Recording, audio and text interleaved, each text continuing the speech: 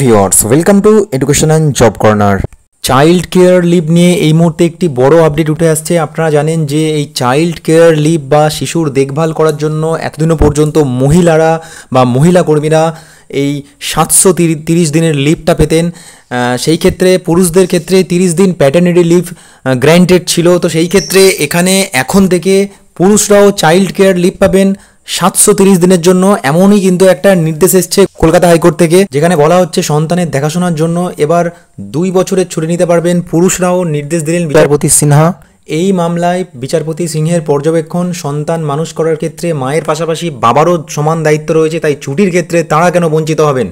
সন্তানের দেখাশোনার জন্য পুরুষরাও এবার মহিলাদের সমান ছুটি নিতে পারবেন। চাইল্ড কেয়ার লিভের ক্ষেত্রে পুরুষদেরও মহিলাদের সমান ছুটি নিতে সোমবার নির্দেশ দিয়েছে কলকাতা হাইকোর্ট। এক শিক্ষকের মামলায় নির্দেশ বিচারপতি অমৃতা সিনহার।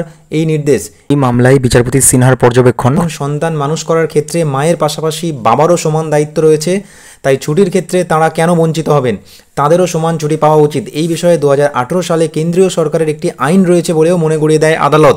কর্মরত মহিলারা সন্তানের দেখাশোনার জন্য 730 দিন অর্থাৎ 2 বছর চাইল্ড কেয়ার লিভ পেয়ে থাকেন। এই জন্য কোনো বেতন কাটা হয় না। এই রাজ্যে পুরুষদের ওই 30 দিন ছুটি দেওয়া হয়, তার বেশি ছুটি নিলে বেতন কেটে নেওয়া হয়।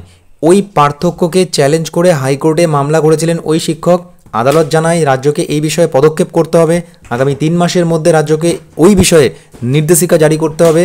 আদালত জানায় এবার থেকে মহিলাদের সমান ছুটি পাবেন পুরুষরাও। প্রসঙ্গত 2018 সালে কেন্দ্রীয় সরকার এক নির্দেশিকায় জানিয়েছিল মহিলাদের মতোই পুরুষেরাও 723 দিন অর্থাৎ 2 বছরের ছুটি পাবেন তারা।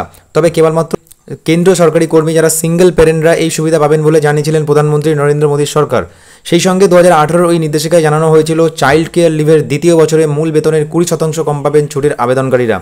2টি সন্তানের ক্ষেত্রেই এই সুবিধা নেওয়া হবে। 7ম বেতন কমিশনের সুপারিশ মেনেই এই সিদ্ধান্ত নেওয়া হয়েছিল। ফলে এবার মহিলা কর্মীদের পাশাপাশি পুরুষ কর্মীরাও তাদের সন্তানদের দেখভালের জন্য 730 দিন ছুটি পেতে চলেছেন। বিস্তারিত অর্ডারটি প্রকাশিত হলে পরবর্তীতে আমি অতি অবশ্যই শেয়ার করব, সেখানে কী বিষয়বস্তু মূলত উল্লেখ আছে এবং পরবর্তীতে সরকার কী নির্দেশ দেয়। ভালো থাকুন, সুস্থ থাকুন, ধন্যবাদ।